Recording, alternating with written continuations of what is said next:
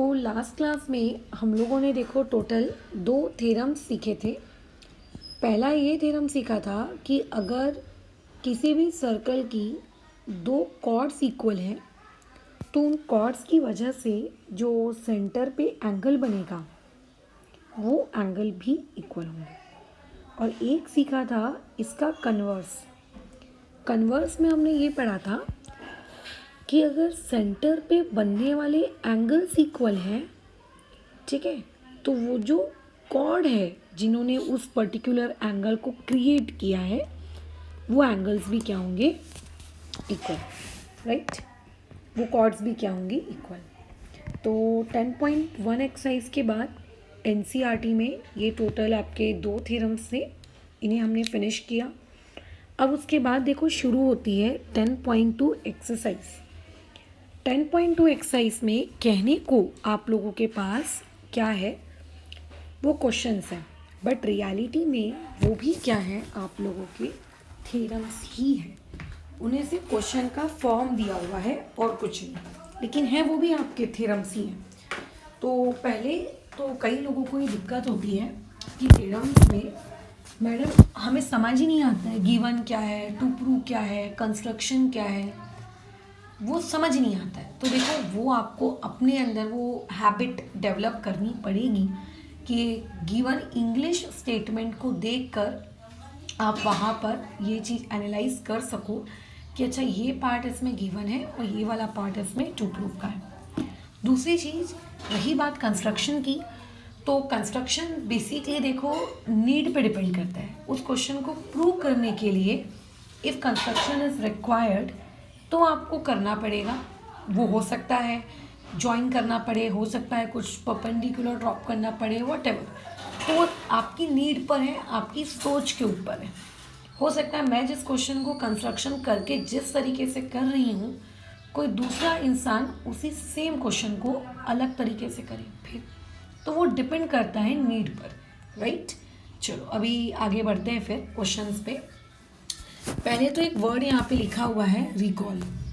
ये लिखा है यहाँ पे recall that 2 circles are congruent if they have the same radius. मतलब कभी ना कभी भूतकाल में, छोटी कक्षा में, इस चैप्टर के इंट्रोडक्शन वाले पार्ट में कहीं ना कहीं, ठीक है, कहीं ना कहीं तुमको ये चीज़ ज़रूर लिख के बताई गई होगी या टीचर ने सिखाई होगी।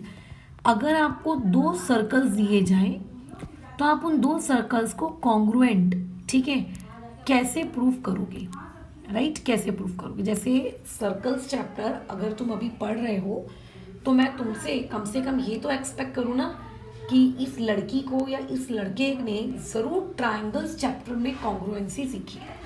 ऐसा तो हो नहीं सकता कि डायरेक्ट सर्कल्स पढ़ने आ गए और ट्रायंगल्स की कॉन्ग्रुएंसी नहीं आती, लाइन्स एंड एंगल्स नहीं आता। ये तो पॉसिबल ही नहीं है, बिल्कुल पॉसिबल नहीं है। तो ज़रूर इस लड़के या लड़की ने कहीं पे तो ये चीज़ सीखी होगी, राइट। तो तुम्हें क्या ट्रायंगल को कॉन्ग्रुएंट प्रूव करना आता है? बिल्कुल आता है। Triple S test, RHS test, SAS test वगैरह वगैरह। बट मैडम हम सर्कल को कैसे कॉन्ग्रुएंट प्रूव करेंगे? क्या सर्कल्स के लिए भी ऐसा कोई टेस्ट है? तो पहला पॉइंट यही आपको वहाँ पे 10.2 की पहली एक लाइन में लिख के दिया है। रिकॉल करो, याद करो कि सर्कल्स को कॉन्ग्रुएंट प्रूव करने के लिए आपको किसी टेस्ट की ज़रूरत नहीं होती। अगर 2 सर्कल्स आपको दिए हैं, आप उनका रेडियस निकालो, ठीक है। रेडियस निकालने के बाद देखो क्या दोनों के रेडियस सेम आए कि नहीं आए।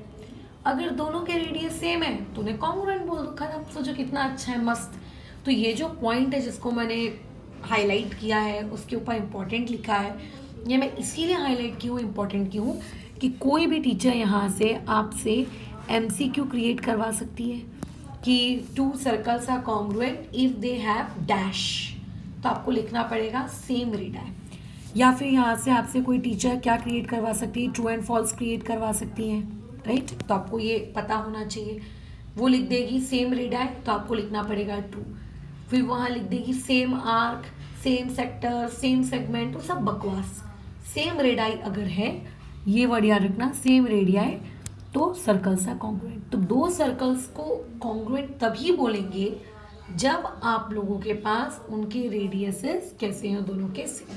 तो ये एक जीके फैक्ट था जिसका इस क्वेश्चन से कोई वास्ता नहीं था, ताकि आप इस क्वेश्चन को सॉल्व करते वक्त आपके दिमाग में ये बात रहे, इसलिए क्वेश्चन में लिख कर दिया था। बट हाँ, this line is very important. So इस एक्सरसाइज को स्टार्ट करने से पहले कॉपी के ऊपर या अपने नोट्स में इसको लिख के रखो, यहाँ से एमसीक्यू आराम से क्रिएट किया जा सकता है। ठीक है, खैर आगे बढ़ते हैं। अब मेन क्वेश्चन यहाँ से शुरू हो रहा है, वो बोल रहा है प्रूव दैट करो। क्या प्रूव दैट करना है? Equal chords of congruent circles subtend equal angle at their centres. तुम्हें लगेगा कि मैम आपने जो थ्योरम सिखाया उस थ्योरम में और इस क्वेश्चन में मतलब समझ नहीं आ रहा है कि क्या डिफरेंस क्या है। दोनों तो मैडम ये सेम ही लग रहे हैं, हाँ ये दोनों में क्या डिफरेंस है? तो देखो भाई साहब, उस क्वेश्चन की जो स्टेटमेंट थी अगर तुम उसको रीड करोगे, ठीक है, जो हम लोगों ने 2 दिन पहले डिस्कस किया था, मैं निकालती हूँ कहाँ हम डिस्कस किए थे। देखो क्या लिखा है, equal cord of a circle, मतलब एक सर्कल है, उस सर्कल के पास इक्वल कॉर्ड है। एक सर्कल है, please focus on my words, एक सर्कल है, उस सर्कल के पास इक्वल कॉर्ड्स हैं। अच्छा अच्छा अच्छा, अब इसको देखो, राइट अब इसको देखो, अब यहाँ क्या लिखा है, यहाँ भी लिखा है इक्वल, यहाँ भी लिखा है कॉर्ड्स, बट यहाँ पे वर्ड आ गया सर्कल्स, और वो भी कॉन्ग्रुएंट सर्कल्स।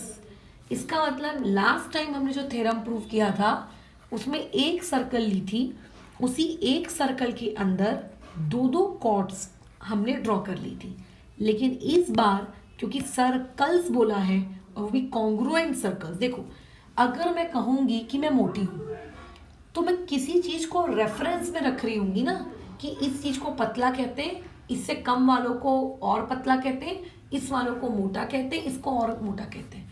मैं कहूँगी मेरी हाइट छोटी है, राइट, जैसे जब कोई बच्चा पैदा होता है तो हम उसको बोलते हैं क्या रे तेरी हाइट छोटी है, क्योंकि हमें पता है कि फ्यूचर में ये अभी और ग्रो करेगा, अभी इस एज के बच्चे भैया इतने ही छोटे हैं।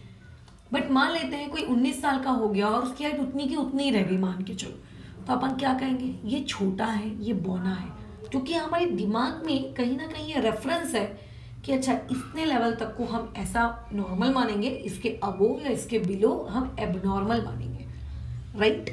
तो वैसे ही ये जो वर्ड बोला जा रहा है कॉन्ग्रुएंट सर्कल्स, मतलब 2 लोग आपस में कॉन्ग्रुएंट हैं, ये एक रिलेटिव वर्ड है। कॉन्ग्रुएंट वर्ड जो है ना, ये एक रिलेटिव वर्ड है, मतलब इंडिपेंडेंटली इसका कोई एग्जिस्टेंस नहीं है, किसी के रिस्पेक्ट में बात होती है, कंपैरिजन हो रहा है। तो इसका मतलब ज़रूर इस क्वेश्चन में कितने सर्कल्स रहे होंगे, 2 सर्कल्स रहे होंगे। तो यहाँ पर हम इस तरीके से क्या करेंगे, 2 सर्कल्स को कंस्ट्रक्ट करेंगे, ठीक है, दोनों को सेंटर दे देंगे, इसको ओ दे दिया, इसको मैंने दे दिया ओ डैश, ठीक है। इसके लिए मैंने अच्छा भी बस इतना ही देती हूँ। अब मैं नहीं कह रही हूँ, ऐसा क्वेश्चन वाला कह रहा है, मैं नहीं कह रही हूँ, मैं ये कह रही हूँ, क्वेश्चन वाला ये कह रहा है कॉन्ग्रुएंट सर्कल्स, मैं तो ना कह रही, क्वेश्चन वाले ने कहा भैया, मैं तो बस रीड करके बता रही हूँ। क्वेश्चन वाला कह रहा है कि सर्कल्स आपस में कॉन्ग्रुएंट है। तो एक बात का ध्यान रखना, मैथ्स में जो ये वर्ड होता है कॉन्ग्रुएंट सर्कल, इस कॉन्ग्रुएंट सर्कल का मतलब होता है दोनों की रेडियसेस इक्वल होंगी, ठीक है। तो इसीलिए मैंने पहले वाले सर्कल की एक रेडियस बना ली, इसको नाम दे दिया ओ ए, मैंने दूसरे वाले सर्कल की एक रेडियस बना ली, इसको मैंने नाम दे दिया ओ डैश बी, राइट। अब क्योंकि दोनों सर्कल कॉन्ग्रुएंट है तो दोनों का क्या रहा होगा, दोनों का बड़े मजे से क्या रहा होगा बताओ, दोनों का रेडियस इक्वल रहा होगा, दोनों का रेडियस क्या रहा होगा, इक्वल रहा होगा, राइट। तो यहाँ पर हम इस चीज़ को अच्छे से लिख देंगे कि O and O dash are centres, ठीक है, are centres of 2 congruent circles, कि हमारे पास 2 कॉन्ग्रुएंट सर्कल्स हैं और इन दोनों कॉन्ग्रुएंट सर्कल्स के O एंड O डैश क्या है, सेंटर्स हैं। और अगर सर्कल्स कॉन्ग्रुएंट होते हैं तो उनकी रेडियस सेम होती है, तो यानी कि मैं ये लिख सकती हूँ कि O A is equals to O dash B, क्योंकि दोनों रेडियसेस है ना और दोनों इक्वल होंगी। अब आगे पढ़ते हैं, क्वेश्चन वाला क्या कहना चाह रहा है। क्वेश्चन वाला कहना चाह रहा है कि prove that equal chords of congruent circle, मतलब इन दोनों सर्कल में एक एक कॉर्ड बनाओ और वो दोनों कॉर्ड्स इक्वल होनी चाहिए। तो आपको कोई स्केल लेके कॉर्ड नहीं बनानी कि स्केल लेके बैठे हैं और इक्वल इक्वल कॉर्ड बना रहे हैं। आप रैंडम कैसी भी कॉर्ड बना लीजिए। एक कॉर्ड मैंने लेट से यहाँ बना दी, इसको नाम दे दिया पी क्यू। एक कॉर्ड लेट से मैंने यहाँ नाम बना दी, इसको मैंने नाम दे दिया एम एन। और ऐसा क्वेश्चन वाला कह रहा है कि ये दोनों की दोनों कॉर्ड्स आपकी कैसी हैं, इक्वल कॉर्ड्स। ऐसा क्वेश्चन वाला कह रहा है, मैं नहीं कह रही हूँ, ऐसा क्वेश्चन वाला कह रहा है। मतलब अकॉर्डिंग टू क्वेश्चन वाला पी क्यू इक्वल टू क्या होगा, एम एन होगा। और मैं यहाँ पे बड़े गर्व से ये चीज लिख सकती हूँ, ठीक है, क्या कि आपका P Q equal to M N. ऐसा क्वेश्चन वाला कह रहा है ना भाई, P Q equal to M N. अच्छा, P Q equal to M N लिखने से पहले ना रुको, ठीक है, यहाँ पे अपन लिख देते हैं कि भैया पी क्यू कौन है और एम एन कौन है। तो यहाँ लिख देते हैं P Q and M N are chords, ठीक है, बस खत्म, राइट, ओके। अब आगे बढ़ते हैं। Prove that equal chords of congruent circles. अब यहाँ तक हो गई बात। अब देखो क्या बोल रहा है, सबटेंड। सबटेंड का मतलब बनाना। क्या बनाएंगे, इक्वल एंगल बनाएंगे सेंटर्स पे। मतलब अगर उन कॉर्ड्स को सेंटर के साथ ज्वाइन कर दिया जाए, इसको लेट से यहाँ ज्वाइन कर दिया, इसको लेट से मैंने यहाँ ज्वाइन कर दिया, तो इस कॉर्ड ने जो एंगल बनाया, कॉर्ड कौन सा एंगल बना रही है, लेट से ये बना रही है, एंगल 1 बना रही है, ठीक है। वैसे ही इस वाली कॉर्ड को भी सेंटर से ज्वाइन कर दिया, तो ये वाली कॉर्ड कौन सा एंगल बना रही है बताओ, ये वाली जो कॉर्ड है ये वाला एंगल बना रही है, एंगल 2 बना रही है। तो क्वेश्चन वाला ये कह रहा है कि अगर ये इक्वल कॉर्ड्स हैं तो ये इक्वल कॉर्ड्स सेंटर पे भी इक्वल एंगल बनाएंगी। क्या करेंगी, सेंटर पे भी इक्वल एंगल बनाएंगी। यानी कि हमें ये प्रूव करना है कि इन कॉर्ड्स ने जो सेंटर पे एंगल बनाए हैं, एक ने बनाया है एंगल 1, दूसरे ने बनाया एंगल 2, और ये दोनों एंगल्स को हमें इक्वल प्रूव करना है। तो मैं लगेगा मैडम ये तो कल के जैसा ही सेम क्वेश्चन है थ्योरम वाला, या जो हमने प्रीवियस थ्योरम पढ़ी उसी के जैसा सेम है।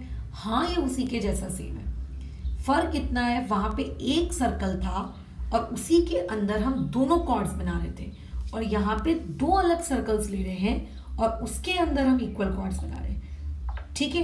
वैसे दोनों के लिए सेम है, चाहे अलग सर्कल हो चाहे सेम सर्कल हो, अगर कॉर्ड्स इक्वल हैं तो एंगल इक्वल होंगे ही होंगे। बट हमको तो प्रूफ करना है ना, बिना प्रूफ के तो मानेंगे नहीं। अब चलो प्रूफ करें, कैसे करें कैसे करें कैसे करें।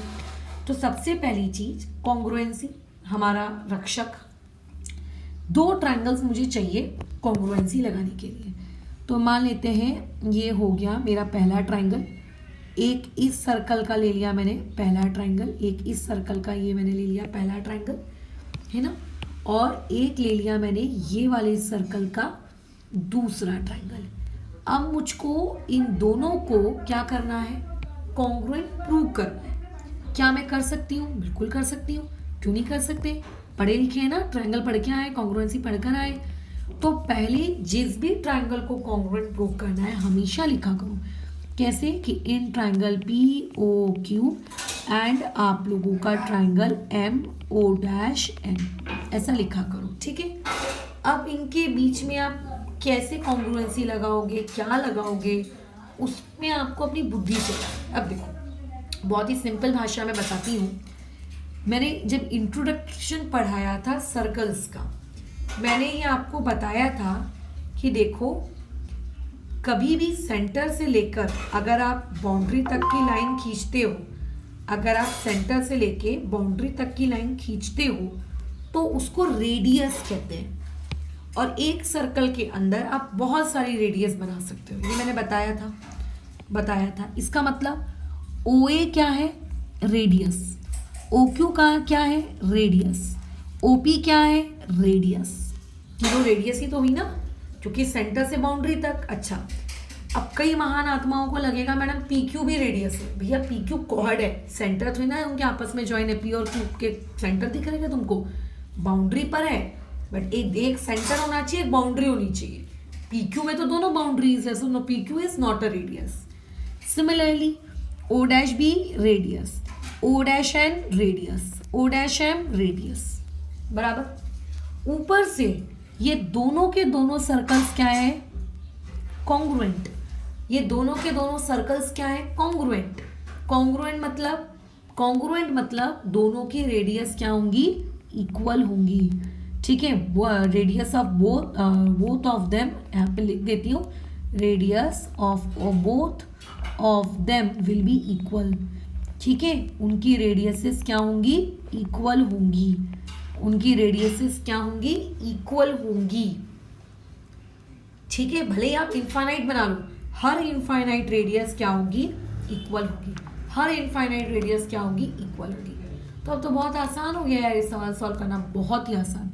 लगाओ कॉन्ग्रुएंसी, कैसे लिखेंगे हम लोग यहाँ पे, सेग पी क्यू, ठीक है, कॉन्ग्रुएंट है सेग एम एन के। यहाँ पे हम लोग रीजन दे देंगे गिवन, क्योंकि क्वेश्चन में ही था ना कि इक्वल कॉर्ड्स होनी चाहिए, तो क्वेश्चन में ही है, राइट। उसके अलावा हम ये भी लिख सकते हैं O P equal to O dash M. यहाँ मैं लिख सकती हूँ सेग ओ पी कॉन्ग्रुएंट है सेग ओ डैश एम के।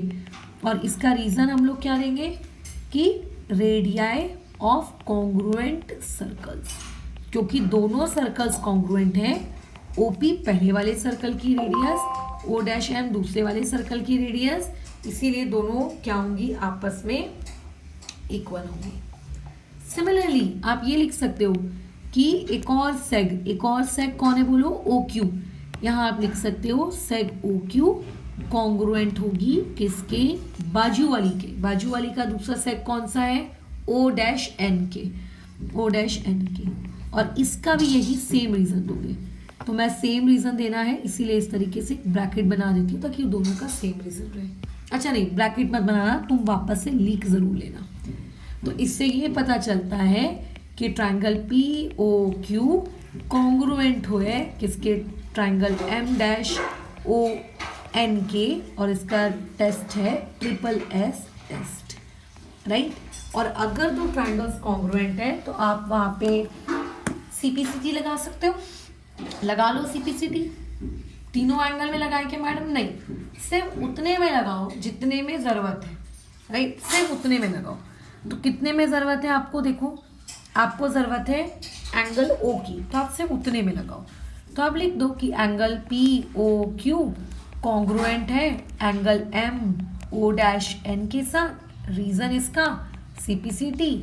और एंगल पी ओ क्यू को ही मैडम डायग्राम के अकॉर्डिंग एंगल 1 कहते हैं, और एम ओ डैश एन को डायग्राम के अकॉर्डिंग एंगल 2 कहते हैं। तो एंगल 1 इक्वल टू एंगल 2 हो गया, और यही चीज़ हमको प्रूव करनी थी, हेंस प्रूव्ड।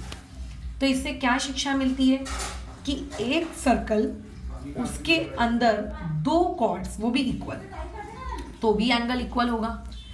अगर एक सर्कल नहीं है, एक सर्कल के बजाय 2 सर्कल है, 3 सर्कल है, 4 सर्कल है, 5 सर्कल्स हैं, उनमें इक्वल कॉर्ड्स है, तो भी एंगल सेंटर के इक्वल होंगे। मतलब सर्कल 1 हो, 2 हो, 3 हो, 4 हो, इससे फर्क नहीं पड़ता, कॉर्ड्स इक्वल होनी चाहिए, तो एंगल सेंटर वाले इक्वल होंगे ही होंगे।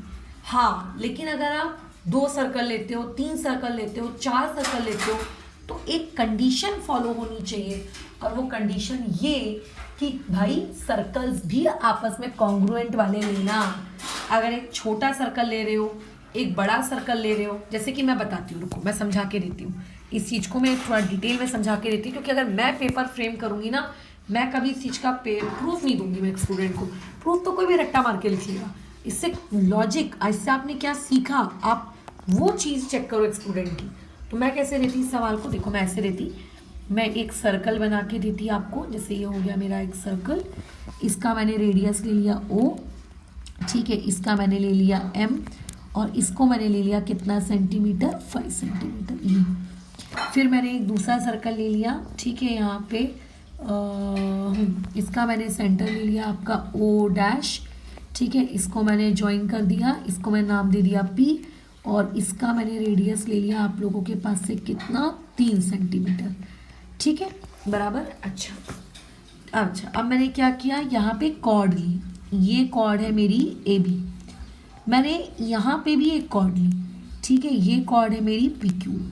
और ऐसा मैंने तुमको कहा कि ए बी और पी क्यू कॉन्ग्रुएंट है, ऐसा मैं तुमको कह रही हूँ, ऐसा मैं कह रही हूँ, राइट। ठीक है, स्केल से मत नापना, ऐसा मैंने बस कहा कॉन्ग्रुएंट है। फिर मैंने इस कॉर्ड को सेंटर से ऐसा ज्वाइन करवा दिया। यहाँ पे मैंने लिखा x, x मतलब डिग्री। अब भैया 10 डिग्री लिखूंगी तो प्रथमेश क्वेश्चन रेज करेगा, मैडम 10 ही डिग्री क्यों लिखा, वर्धिनी को बुरा लग जाएगा, बोलेगी 15 डिग्री क्यों नहीं लिखा, तो इसलिए x लिख दिया। x मतलब कुछ ना कुछ डिग्री होगी भैया। फिर मैंने इस वाले कॉर्ड को भी यहाँ सेंटर से ज्वाइन कर दिया और इसको मैंने ले लिया y डिग्री। अब मैंने तुम्हारे सामने ऑप्शंस क्रिएट किए। पहला ऑप्शन, क्या x और y आपस में इक्वल होंगे। दूसरा ऑप्शन, क्या x ग्रेटर देन y होगा। तीसरा ऑप्शन, क्या x, अच्छा ग्रेटर देन छोड़ देते हैं, 2 ही ऑप्शन रखती हूँ, छोड़ो, एक लिख देती हूँ x not equal to y होगा। बताओ, तो मैं बताऊँ मैक्सिमम बच्चे क्या करेंगे, उनके दिमाग में क्योंकि ये चीज़ फिट हो गई है पढ़ाने वालों के द्वारा, चाहे 1 सर्कल हो, चाहे 2 सर्कल हो, चाहे 3 सर्कल हो, वो ये नहीं देखेंगे, वो बोलेंगे अच्छा कॉर्ड इक्वल, एंगल इक्वल। वो ऐसा रट जाता है, पता है दिमाग में। ये सर्कल चैप्टर खत्म होते होते इसकी प्रॉपर्टीज अगर ध्यान से पढ़ो तो रट जाती है, क्योंकि रटना ही, याद होनी ही पड़ेंगी, तभी तो आप क्वेश्चन सॉल्व करते वक्त अप्लाई करोगे। तो आपके दिमाग में आ जाएगा कि कॉर्ड्स इक्वल है मतलब एंगल इक्वल, कॉर्ड्स इक्वल है मतलब एंगल इक्वल होंगे, ये आपके दिमाग में आ ही जाता है। बट यहाँ पे ध्यान से देखो, यहाँ पे मैंने 2 सर्कल्स दिए हैं, दोनों की कॉर्ड्स इक्वल दिए हैं क्या, हाँ दिए मैडम, राइट। यानी कि देखो पहले तो यहाँ पे कितने सर्कल्स हैं, 2 सर्कल्स हैं। क्या यहाँ पे कॉर्ड इक्वल है, यस मैडम यहाँ पे कॉर्ड इक्वल है। तो तुरंत एक स्टूडेंट के दिमाग में आता है कि एंगल भी इक्वल होगा, एंगल भी इक्वल होगा। भाई हमेशा चेक करो रेडियस, जब भी ऐसा तुम्हें लगे ना कि कॉर्ड इक्वल है तो एंगल भी इक्वल कर देता हूँ, इसके लिए तुम सबसे पहले क्या चेक करो, रेडियस चेक करो। जरा देखो इस क्वेश्चन में रेडियस इक्वल है क्या, अरे नहीं, इस सर्कल की रेडियस 5 सेंटीमीटर, इस सर्कल की रेडियस 3 सेंटीमीटर, यानी कि इस बार रेडियस इस पर्टिकुलर क्वेश्चन में, इस क्वेश्चन में रेडियस जो है नॉट इक्वल। और अगर रेडियस इक्वल नहीं है, एक की बड़ी एक की छोटी है, तो ये जो सर्कल्स हैं नॉट कॉन्ग्रुएंट, ये दोनों सर्कल्स आपस में कॉन्ग्रुएंट नहीं है, राइट। और ये जो हमने प्रॉपर्टी पढ़ी है कि कॉर्ड अगर इक्वल होगी तो एंगल भी इक्वल होगा, ये अबोव प्रॉपर्टी इज एप्लीकेबल। ये जो आपने ऊपर अबोव थ्योरम किया, ठीक है, आपने जो ऊपर पढ़ाई की ये वाली, ये अबोव प्रॉपर्टी तभी एप्लीकेबल है जब आपके सर्कल्स, बोलो क्या होंगे, कॉन्ग्रुएंट होंगे। क्या आपके सर्कल्स कॉन्ग्रुएंट हैं, नहीं है, तो चाहे कॉर्ड इक्वल हो या चाहे कॉर्ड इक्वल ना हो, यहाँ पे आप एंगल के बारे में ऐसा श्योर होके, ठीक है, फॉर श्योर मैं यहाँ पे लिख देती हूँ, एकदम कंफर्म होके आप ऐसा नहीं कह सकते कि x इक्वल टू y होगा, ठीक है, आप यहाँ पे ऐसा नहीं कह सकते, ये कहना दिस इज रॉन्ग, ये गलत चीज़ है। तो मैक्सिमम बच्चे क्या करते हैं, अच्छा कॉर्ड इक्वल दिए, एंगल इक्वल, जब भी 2 अलग सर्कल्स दिए जाए always check radius.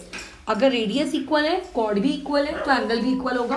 But radius अगर अनइक्वल आ गया 2 अलग अलग सर्कल्स में, ठीक है, तो फिर मत करना। एक बार मैंने, जैसे ऑब्वियस है कि मैं तुम्हें अभी जैसा ऑनलाइन पढ़ा रही हूँ सेम चीज़ मैं ऑफलाइन में भी पढ़ाती हूँ।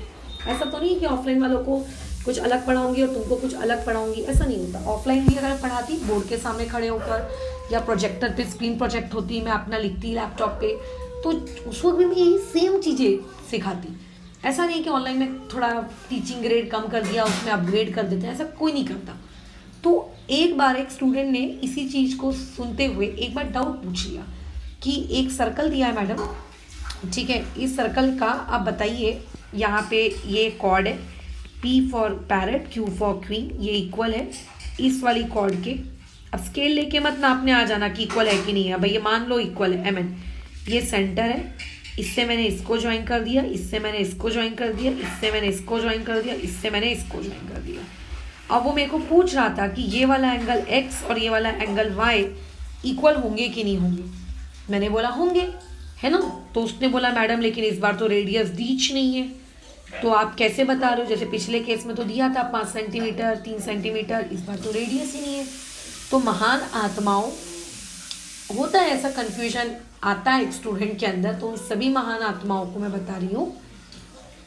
होता ऐसा है कि आप लोगों को अगर एक ही सर्कल दिया है तो एक सर्कल की रेडियस फिक्स होती है।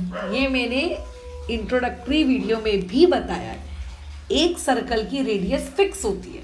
मतलब ऐसा नहीं होगा कि वैभवी नाप रही है, उसकी रेडियस 3 सेंटीमीटर आ रही है, मैं नाप रही हूँ मेरी 30 सेंटीमीटर आ रही है, गगन नाप रहा है 7 सेंटीमीटर आ रही है। ऐसा नहीं होता। Radius is fixed for one circle. अगर आपके पास एक सर्कल है तो उस सर्कल की रेडियस फिक्स्ड है, चाहे आप इनफाइनाइट रेडियस ही क्यों ना बना लो। फिक्स मीन्स फिक्स, ठीक है, फिक्स मीन्स फिक्स। तो ऐसे में ये जो रेडियस इक्वल है कि रेडियस अनइक्वल है, हमें पता चलेगा तभी तो हम एंगल बता पाएंगे। Is valid for two circles, ठीक है। If you are given with one circle, chords equal, angle equal, बात खत्म, ठीक है। तो कल हमने जो एक थ्योरम सीखा था और आज हमने जो 10.1 की जो ये 10.2 का जो ये क्वेश्चन नंबर 1 किया, दोनों में बस इतना फर्क है कि कल वाला थ्योरम एक सर्कल के अंदर 2 कॉर्ड्स के लिए था और अभी 2 सर्कल जो कि कॉन्ग्रुएंट है उनकी 2 अलग अलग इक्वल कॉर्ड्स के लिए। खत्म हो गया फाइनली। तुम्हें लग सकता है कि यार कितना कंफ्यूजन हो रहा है, कितना कठिन लग रहा है। When you will practise it ना on your own, 1 time, 2 time, 3 time, 4 time, 5 time, depending on your skills कि आपको कितने टाइम्स में समझ में आता है, कितने टाइम्स में आप अपनी एक्सेलेंस गेन कर पाते हो। आपको कुछ समय बाद ये सारी चीज़ें आसान लगेंगी। ऑब्वियसली फर्स्ट टाइम पढ़ रहे हो ज्योमेट्री तो कठिन तो लगेगा ही, but after that you will be very comfortable with this. खैर आगे बढ़ते हैं।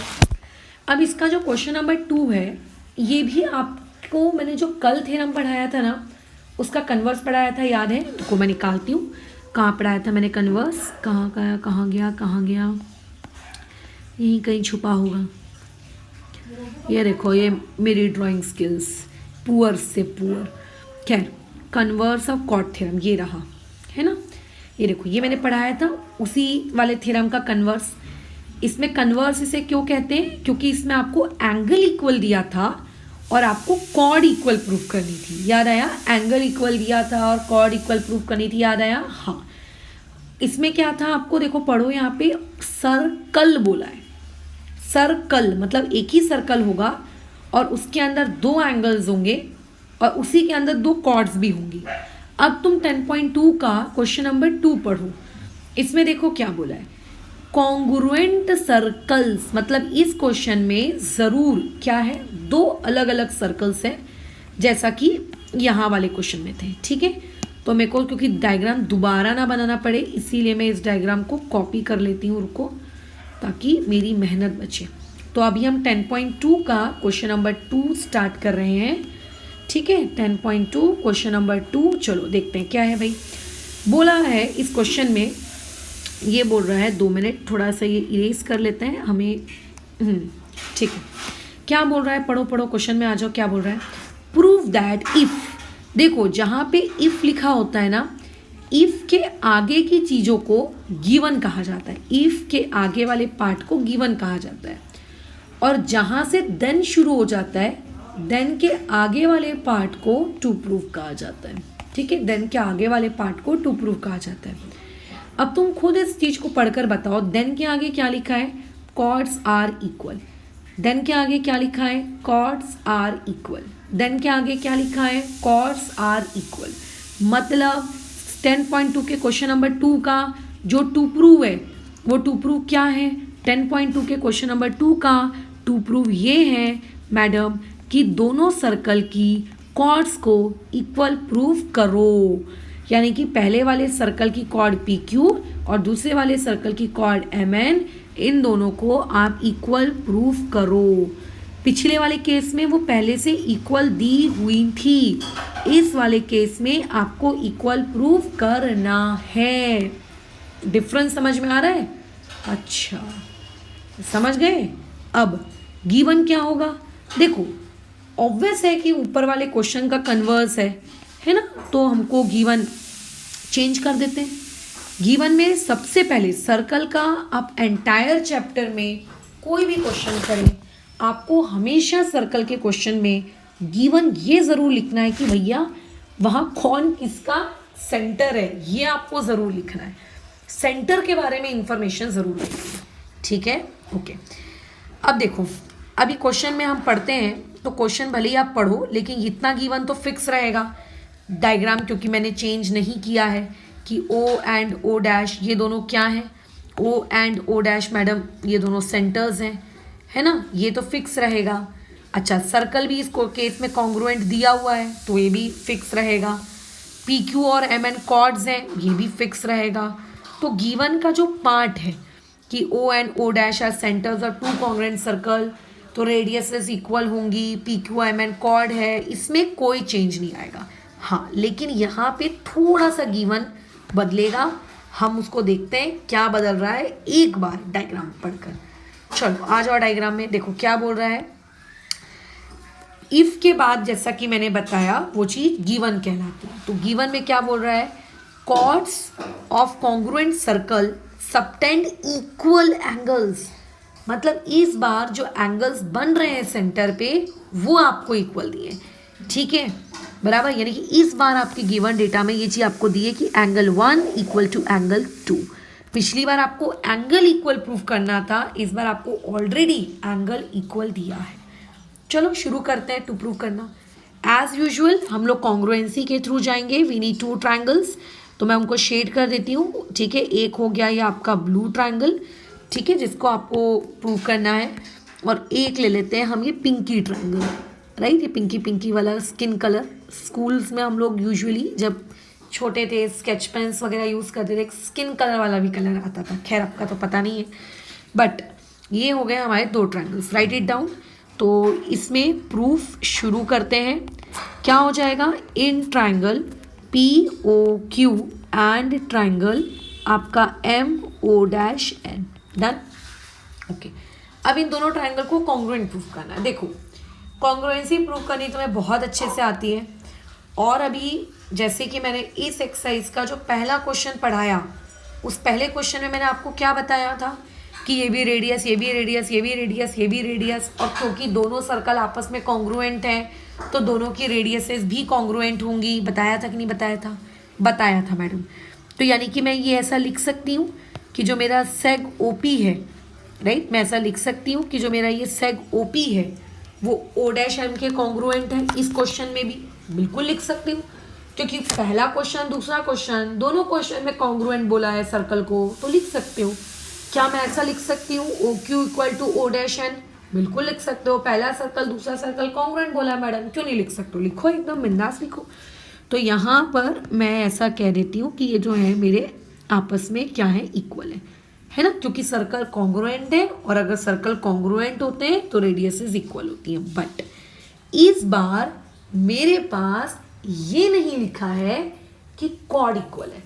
पिछली बार मुझे क्या कहा गया था कि कॉर्ड इक्वल है, तो ट्रिपल एस टेस्ट से मेरा क्वेश्चन हो गया था सॉल्व, लेकिन इस बार कॉर्ड इक्वल नहीं दिया।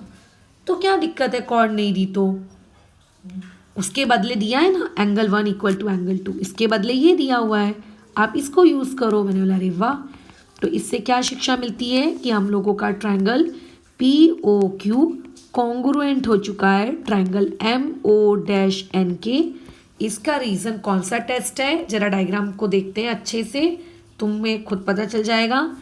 ये वाला पी ओ हम इक्वल बता रहे हैं किसके, ओ डैश एम के, राइट। हम ये वाला ओ क्यू इक्वल बता रहे हैं इस ओ डैश एन के, और हम बोल रहे हैं कि ये बीच वाला एंगल और ये बीच वाला एंगल भी आपस में इक्वल है, क्योंकि क्वेश्चन में गिवन है।